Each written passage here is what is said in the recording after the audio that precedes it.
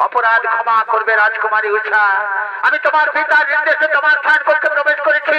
তোমার পিতার কাছে সংবাদ রয়েছে তোমার স্থান কক্ষে তুমি নাকি কোনো পুরুষ ব্যক্তির সাথে গোপন প্রেমে লিপ্ত রয়েছো না না সেনাপতি তুমি তো জানো আমার স্থান কক্ষের বাইরে কতজন প্রহরী রয়েছে তাদের অতিক্রম করে কেমন করে এখানে পুরুষ ব্যক্তি আসবে না উষা আমি যখন এসেছি তোমার পিতার কাছে যখন সংবাদ রয়েছে তখন নিশ্চয়ই তা সত্য আমি তন্ন তন্ন করে খুঁজে দেখতে চাই কোথায় লোকের কাছে তুমি সেই পুরুষ ব্যক্তিকে